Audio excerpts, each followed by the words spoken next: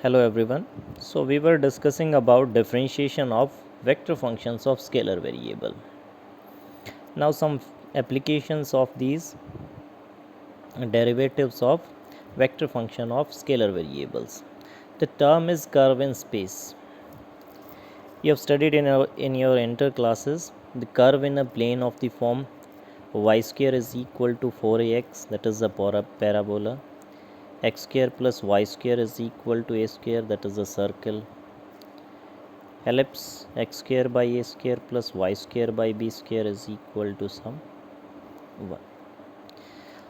Or generalizing this, some function of fxy is equal to some constant or 0 represents a curve in Cartesian form in a plane. Now by this relation phi of xy is equal to c, we can say either y is a function of x or x is a function of y. So there is only one independent variable, that is either x or y. Here y can be expressed in terms of x or x can be represented in terms of y. By this constraint equation fxy is equal to c. Talking in terms of Cartesian coordinates, if we have x, y, z as independent, if all these three coordinates are independent, then these generates space or a part of space. If we restrict it by a constraint equation phi x y z is equal to सम सी, अब हमने क्या कर दिया, एक limitation, एक constraint लगा दी इसके ऊपर, that is phi of X Y Z is equal to C, that is of the form X square plus Y square plus Z square is equal to some A square. We all know that is a sphere of radius a centered at origin. So this represents a surface. Since either z depends on x and y, इसको आप इस तरह से ले सकते हैं कि अब हाइट क्या है, x और y के ऊपर डिपेंड कर रही है. Height of the point on that surface depends upon x and y. वो इंडिपेंडेंटली मूव नहीं कर सकता ऊपर और नीचे. अगर हम z एक्सिस को लें along height, then it cannot independently move along z since z depends upon x and y. जैसे इसको अगर हम लिखें तो z square is equal to A square minus X square minus Y square. तो z किसके ऊपर डिपेंड कर रहा है, x और y के ऊपर डिपेंड कर रहा है. So if we have three independent variables then this represents space. if we have only two independent variables then it represents a surface. And if we have intersection of two surfaces, that is sum phi one xyz is equal to c1 and phi 2 xyz is equal to c2, that is locus of all those points xyz जो इस condition को भी satisfy करें और इस condition को भी satisfy करें. ये भी एक सरफेस को रिप्रेजेंट कर रहा है, ये भी एक सरफेस को रिप्रेजेंट कर रहा है. तो ऐसे पॉइंट्स जो दोनों सरफेसेस को रिप्रेजेंट करते हैं, that is the intersection of to surfaces. और इंटरसेक्शन ऑफ टू सरफेसेस किसको रिप्रेजेंट करेगा, that is a curve in a space. जैसे अगर दो स्फीयर्स के इंटरसेक्शन की बात करें तो वो हमारे पास क्या होगा, एक सर्कुलर कर्व होगा. दो प्लेन्स के इंटरसेक्शन की अगर बात करें तो वो हमारे पास क्या होगा, that is a straight line. अगर किसी प्लेन और कॉन के इंटरसेक्शन की बात करें, both are the surfaces, conical surface की हम बात कर रहे हैं, और प्लेन सरफेस की. अगर प्लेन हमारा इंटरसेक्ट कर रहा है कॉन को, that results in conic sections. ठीक है, तो वो सारे हमारे पास क्या हैं, कर्व्स हैं.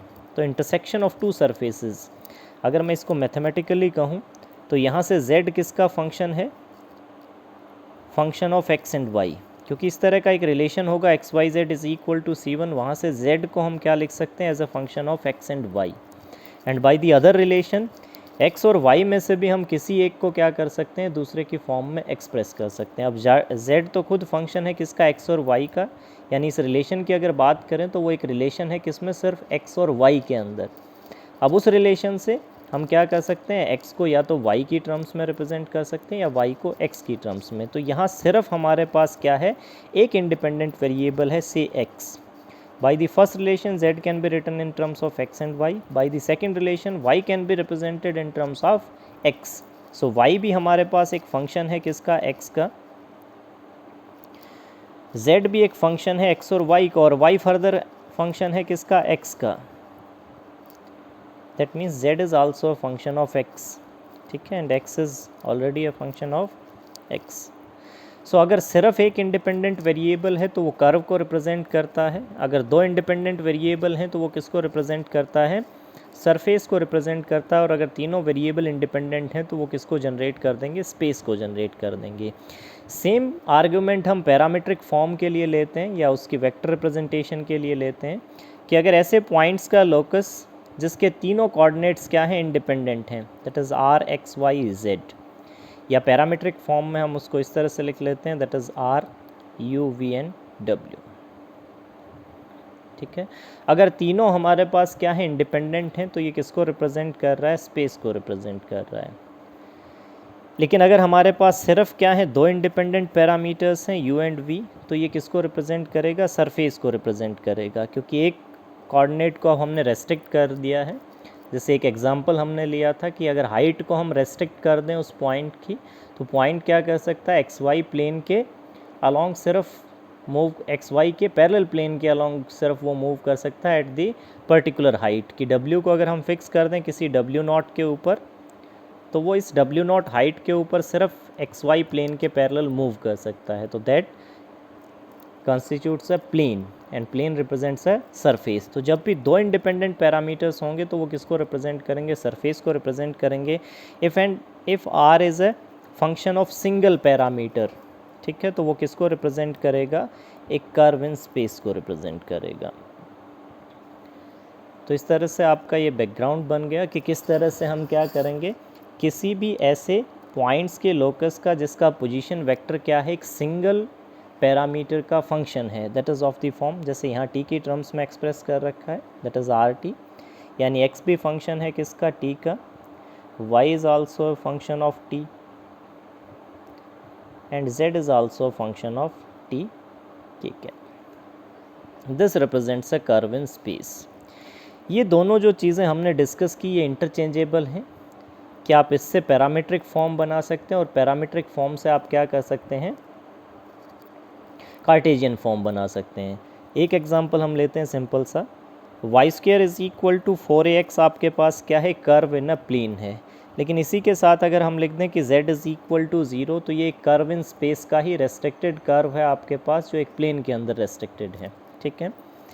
Y square is equal to 4ax and z is equal to 0. अगर हम इसकी पैरामीट्रिक फॉर्म की बात करें तो यहाँ x या y में से किसी एक को हम इंडिपेंडेंट पैरामीटर मान सकते हैं, से x is t, then y will be equal to plus minus square root of 480 and z is equal to 0, ठीक है. और ये रिप्रेजेंटेशन यूनिक नहीं है, आप इसको इस तरह से भी लिख सकते हैं कि से y is equal to t, then x will be equal to y square by 4a, that is t square by 4a and z is equal to 0. यानी अगर मैं अब r को लिखूं as a function of t, वो हमारे पास क्या हो जाएगा, t square by 4a i cap plus t j cap plus 0 k cap. तो ये फंक्शन है किसका, सिंगल पैरामीटर t का. इसको कई बार हम इस तरह से ट्रिपलेट की फॉर्म में भी लिख देते हैं कि t square by 4a, y is t and z is 0, ठीक है. इसी तरह से आप X square plus Y square is equal to A square, इसकी पैरामीट्रिक फॉर्म लिख सकते हैं. एक्स को हम क्या लिखते थे, as A cos T and Y will be equal to A sine T. Then this also satisfies this equation. इनको स्क्वायर और ऐड करके आप इसमें चेंज कर सकते हैं, ठीक है.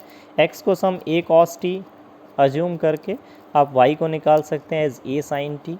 तो ये भी आपके पास एक फंक्शन है किसका, सिंगल पैरामीटर t का, of the form a cos t, a sin t, और क्योंकि एक्स वाई प्लेन के अंदर एक सर्कल है z will be 0.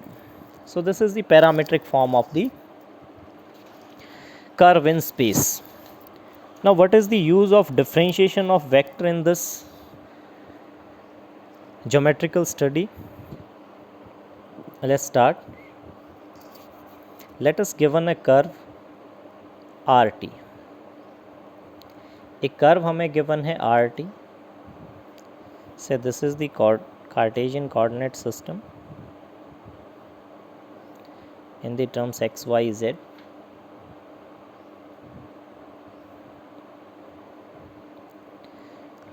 Let this be the curve. Okay, ये कर्व हमें गिवन है. जैसे जैसे t पैरामीटर की वैल्यू आप चेंज करते जाएंगे, ये different points of the curve हमें देता जाएगा, और इसके लोकस ऑफ द पॉइंट्स को हम क्या कह रहे हैं, कर्व इन दी स्पेस. ठीक है, इसके कोई दो आर्बिट्रेरली क्लोज पॉइंट्स हमने लिए. यहाँ हम थोड़ा सा अपार्ट दिखा रहे हैं ताकि फिगर क्लियर हो जाए. Let this be point P and this be point Q. P और Q को हमने बहुत ज़्यादा नज़दीक लिया है, तो let position vector of P be some R with parameter value t and Q be a neighboring point of P, say R plus del R with parameter value t plus del t.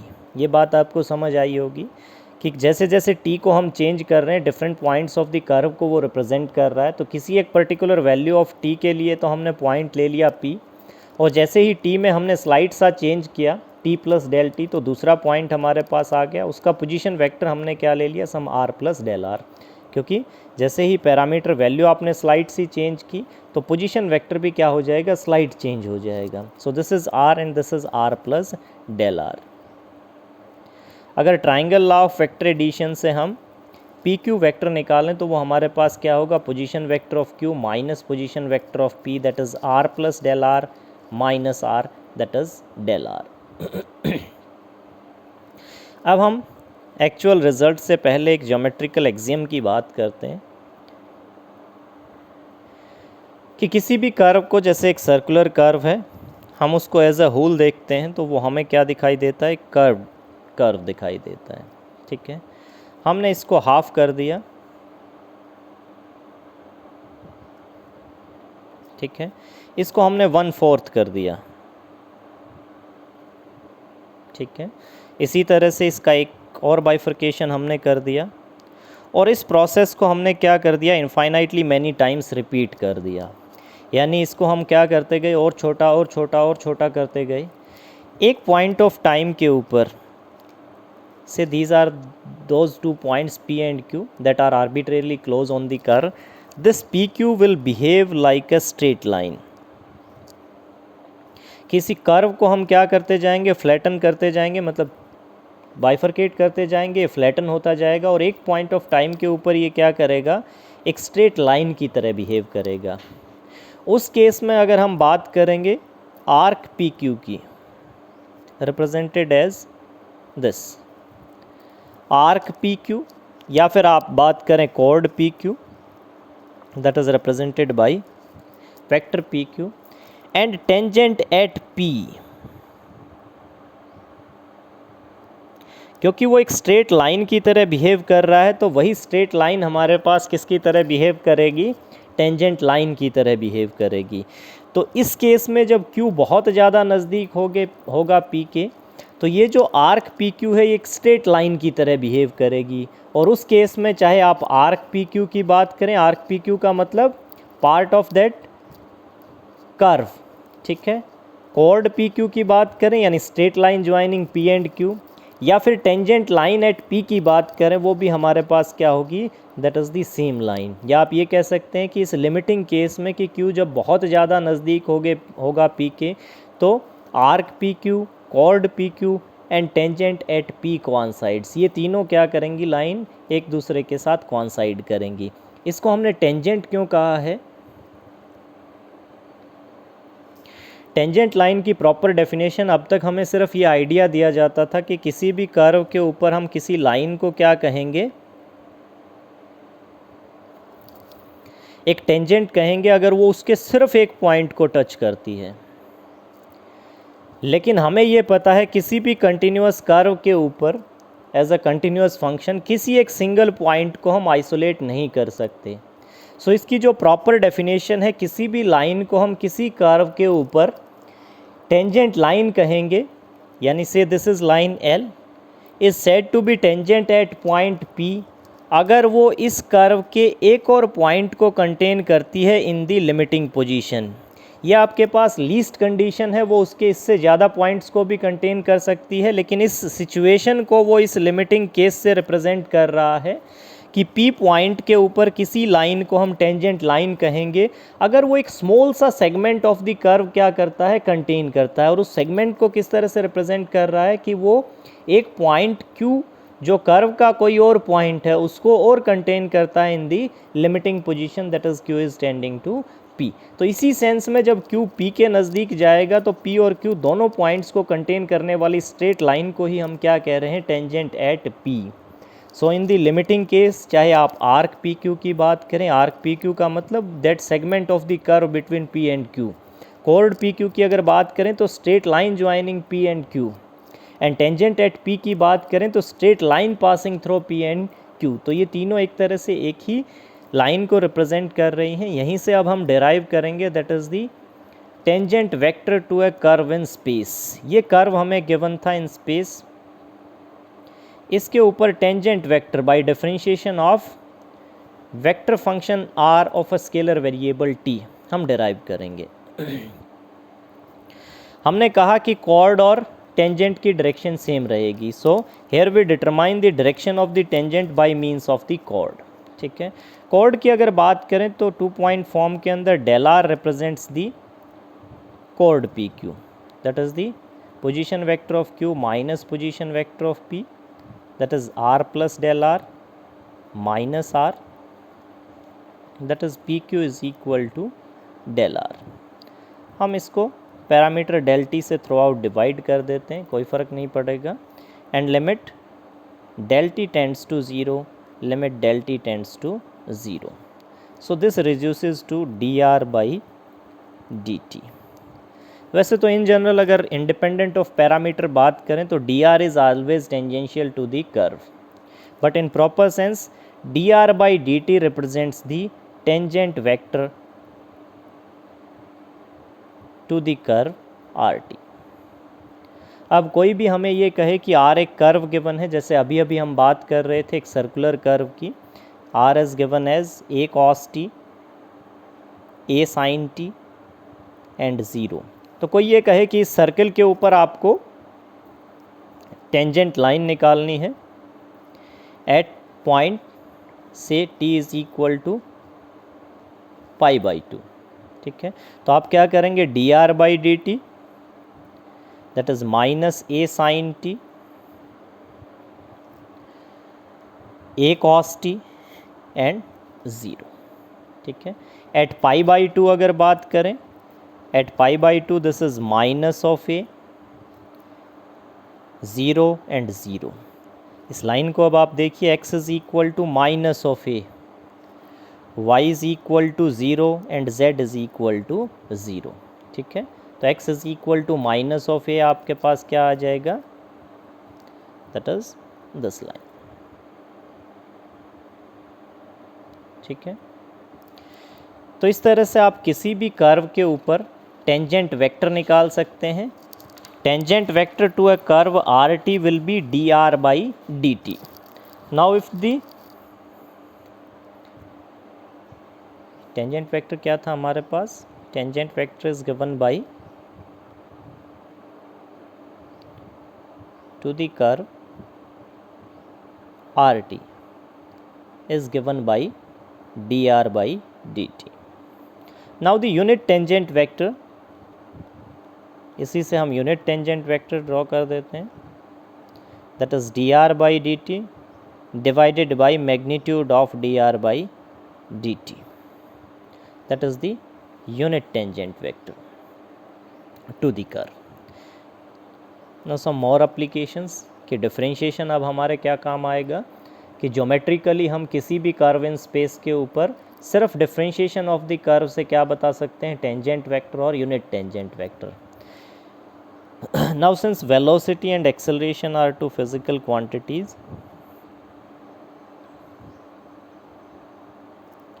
we all are familiar to the velocity। velocity क्या है आपके पास, rate of change of displacement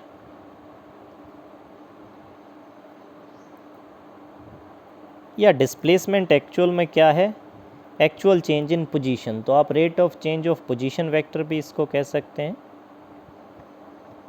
इसी तरह से rate of change of velocity,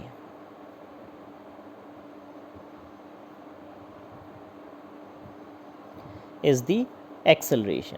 ठीक है, हम derive करते हैं कि मान लीजिए किसी भी ट्रैवलिंग ऑब्जेक्ट पार्टिकल या उसका अगर हम ट्रैवलिंग कर्व अगर अज्यूम करें, that is a function of single parameter T, वो किसी भी तरह से मूव कर रही कोई बॉडी या कोई पार्टिकल या कोई ऑब्जेक्ट। ठीक है, let the path is given by this r t. ठीक है, at certain point t plus del t it will be r plus del r and t plus del t. ठीक है, किसी पॉइंट टी के ऊपर उस पार्टिकल की जो पोजीशन थी वो क्या थी, r t is given by r t, and at certain instant of time t plus del t its position is given by r plus del r. then rate of change of position vector हमारा कितना change हुआ, r plus del r minus r with respect to the time, that is t plus del t minus t। और ये दोनों points हमने क्या लिए हैं, बहुत कम या स्मॉल इंस्टेंट ऑफ टाइम हमने चेंज किया है, that is limit del t tends to 0। So this velocity v is given by dr by dt where r represents the position of the particle at time t। ठीक है, इसी तरह से acceleration की अगर बात करें तो एक्सेलरेशन हमारे पास क्या है, rate of change of velocity, rate of change of velocity with respect to time, that is dv by dt, and we know that velocity is dr by dt, so it can be written as d square r by dt square।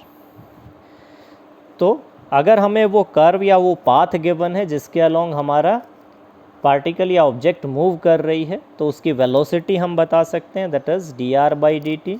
उसकी acceleration हम बता सकते हैं d square r by d t square. ठीक है, तो these are the application of derivatives of vector function. Now let's discuss exercise 2.2। Find the unit tangent vector to the curve represented by these parametric equations। एक part हम discuss करते हैं, बाकी आप करके देखना। से R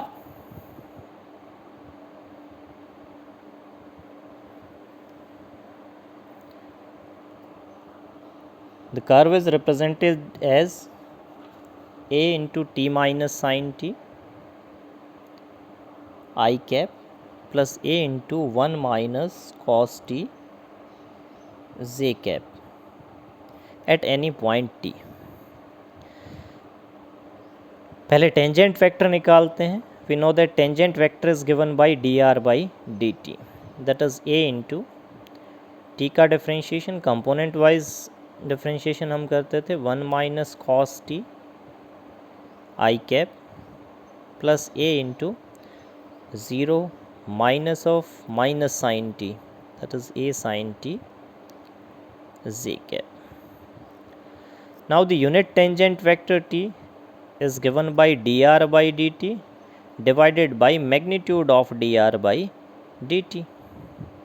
So this is a into 1 minus cos t I cap plus a into sin t j cap divided by its magnitude, and magnitude is square root of x component is a square into 1 minus cos t square plus similarly a square sin square t। Denominator को हम simplify कर लेते हैं, that is a square into 1 plus cos square T minus 2 cos T plus A square sine square T. सिर्फ इसकी equivalence हम लिख रहे हैं। Similarly, this is a square cos square t या a square plus a square cos square t, चलिए इसी तरह से लिख लीजिए, minus a square 2 cos t plus a square sin square t। a square cos square t plus a square sin square t, that is a square into sin square t plus cos square t, so that will be a square so this will be equal to square root of, इन दोनों की जगह हम क्या लिख सकते हैं, a square into sine square t plus cos square t, that is a square, and a square plus a square, that is 2a square, minus 2a square cos t. सिर्फ डिनोमिनेटर को हम डील कर रहे हैं। So this is a square हमने बाहर ले लिया, that is A, 2 into 1 minus cos T, that can be written as a 1 minus cos t, trigonometric relation से आपके पास क्या आ जाएगा, 2 sin square t by 2, and that will be 2 into a sin t by 2। ठीक है, तो unit tangent vector t given by this dr by dt divided by magnitude of dr by dt is given by a into 1 minus cos t I cap plus a sin t j cap divided by 2 into a sin t by 2। ठीक है, इसको आप simplify कर सकते हैं, that is this 1 minus cos T को आप क्या लिख सकते हैं, 2 साइन स्क्वायर टी बाई 2। इसी तरह से साइन 2t को हम क्या लिख सकते हैं, 2 sine t cos t by 2 j cap divided by 2 sine t by 2। ठीक है, इससे आप इसको कैंसिल आउट कर दीजिए, sine t by 2 i cap, 2 से 2 cos t by 2 j cap. ठीक है, तो इस तरह से आप यूनिट टेंजेंट वेक्टर और टेंजेंट वेक्टर निकाल सकते हैं अगर हमें कर्व गिवन है in the parametric form. Now कह रहा है a particle moves along the curve, second sum हमें गिवन है, a particle moves along the curve x is equal to 3t square, y is equal to t square, z is equal to, sorry गलत लिख दिया भाई, 3t square, y is equal to t square minus 2t, z is equal to t cube. ठीक है, z is equal to t cube, x is equal to 3t square, y is equal to t square minus 2t and z is equal to t cube। ठीक है, a particle moves along this curve, इस सम को पूछने के 2-3 तरीके हैं। either it is given the position of a particle changes along t with respect to the vector rt given by 3t square I cap plus t square minus 2t j cap plus T cube के cap, कि हमारे particle की position vector is given by this और उसकी position T के along change हो रही है। ठीक है, या फिर हमें गिवन है कि अ particle moves along this curve. ठीक है, या particle changes its position along the curve this. तो तीनों ही सेंस में आपको यही करना है कि हमें क्या निकालना है, find the velocity and acceleration at t is equal to 1 since the particle moves along this curve, so its position changes along the curve. So change in position is given by dr by dt, that is the velocity। इसको आप differentiate कर देंगे t के with respect, that is 6t i cap, या आप triplet की form में भी लिख सकते हैं, इसको लिखना चाहें तो 6t i cap plus 2t minus 2 j cap plus 3t square k cap at t is equal to 1, this will be 6 I cap plus 2 minus 2 0, that is 3 k cap। Similarly we know that acceleration is change in velocity, that is d square r by dt square, इसको हम फिर से t के with respect differentiate कर देंगे, that is 6 I cap plus 2 j cap plus 6 k cap, sorry 6t के cap. ठीक है, तो ये हमारे पास क्या आ जाएगा, 6 I cap plus 2 j cap and at t is equal to 1 this will be 6 k cap. So acceleration at t is equal to 1, velocity at t is equal to 1 is 6 I cap plus 3 k cap.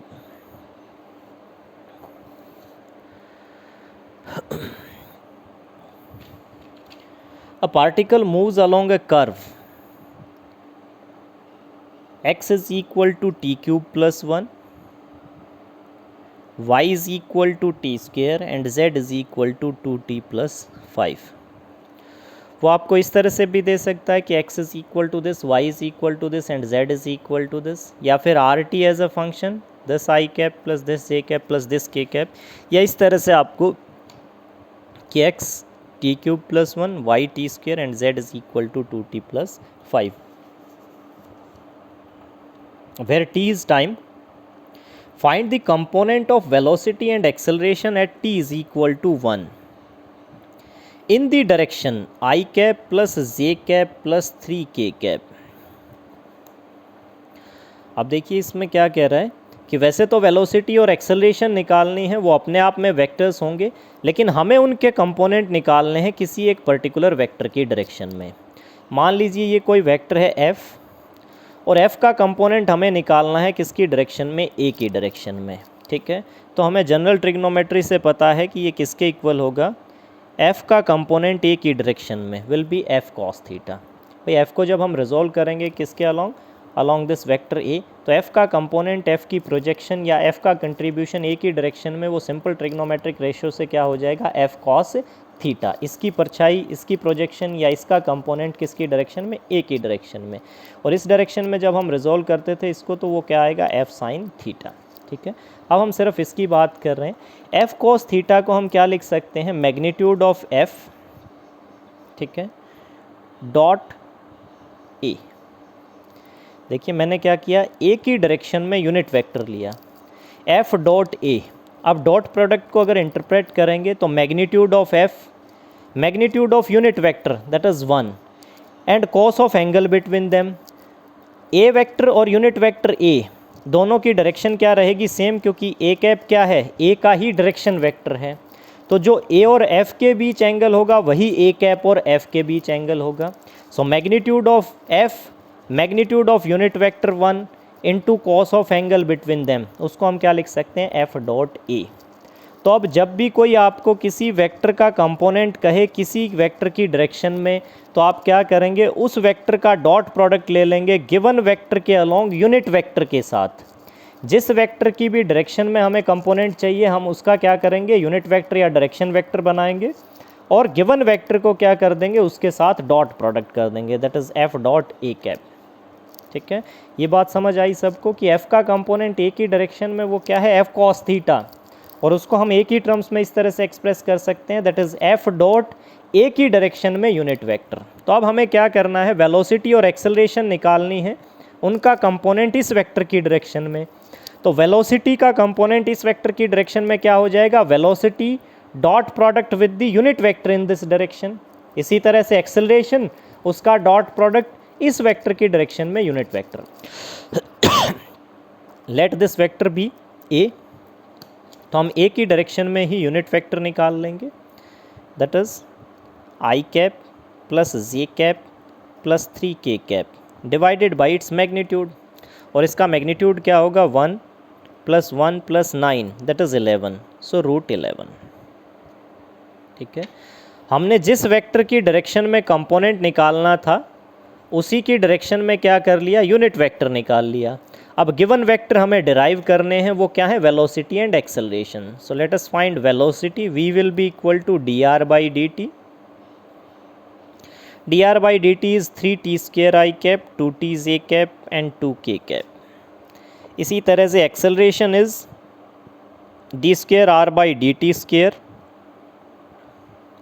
And that is 6t and 2 0.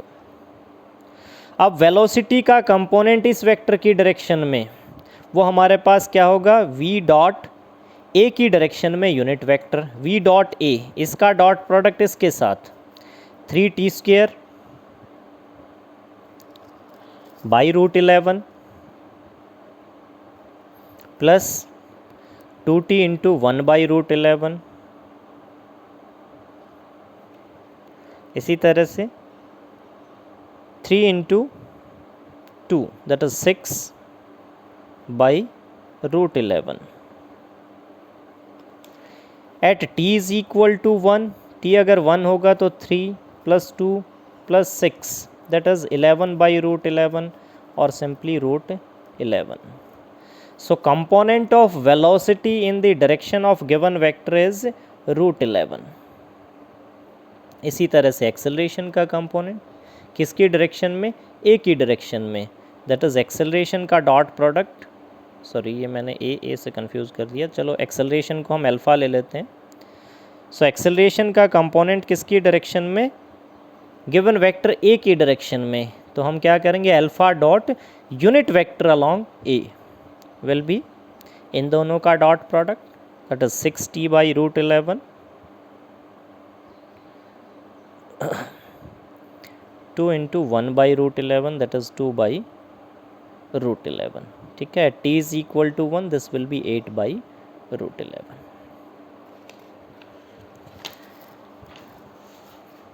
Next is a particle moves along the curve x is equal to 4 cos t. उसी तरह से given है कि x is equal to 4 cos t, y is equal to 4 sin t and z is equal to 60. ये सिर्फ representation है curve की या पाथ की, ठीक है। इसको वो इस तरह से भी लिख सकता था कि r is equal to 4 cos t i cap plus 4 sin t j cap plus 60 k cap, और it can also be written as r is equal to 4 cos t, 4 sin t and 60. All represents the same curve. Now find the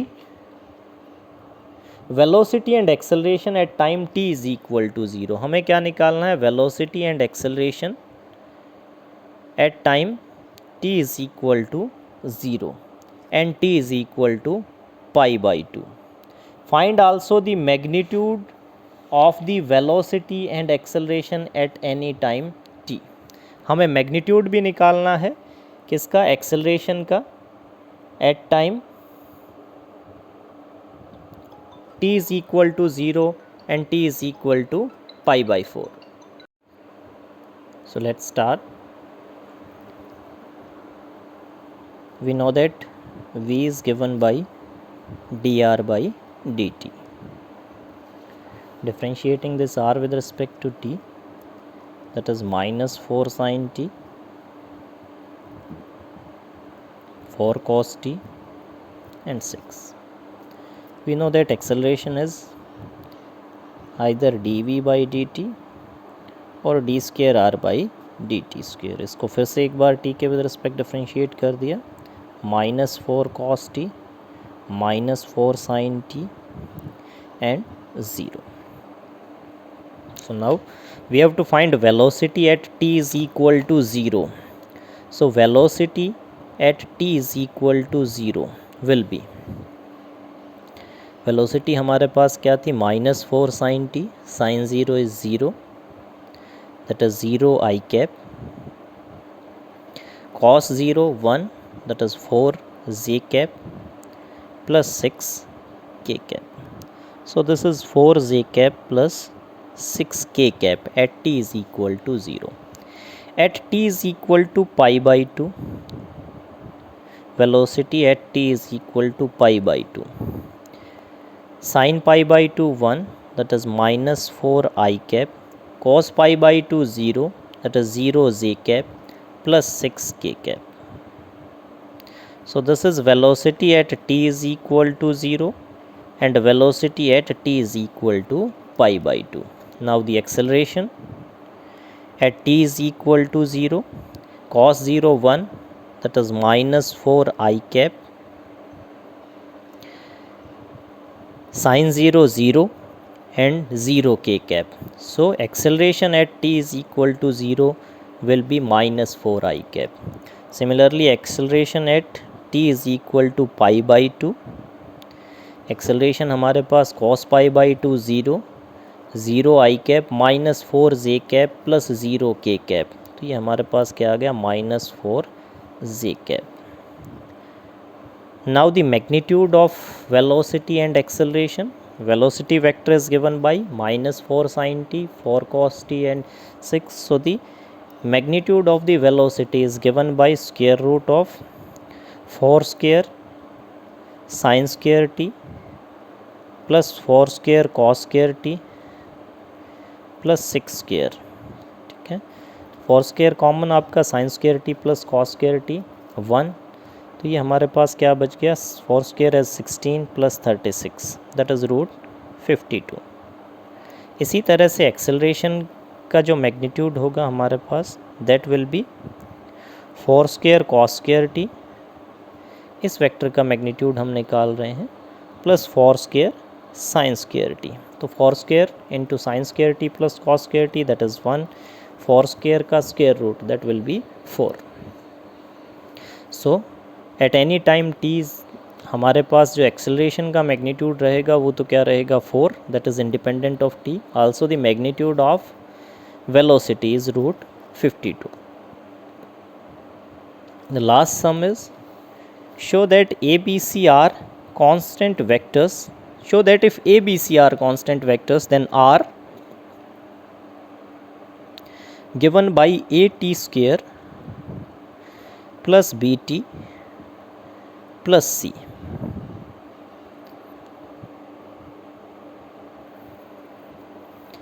This is the path of the particle moving with constant acceleration. हमें ये prove करना है कि this path represents the path of the particle moving with constant acceleration. तो एक तरह से acceleration हमें निकालना है।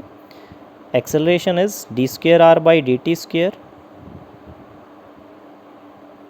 इसको दो बार डिफ्रेंशिएट किया, dr by dt हमने निकाला, क्या आ गया 2 वेक्टर a इंटू टी।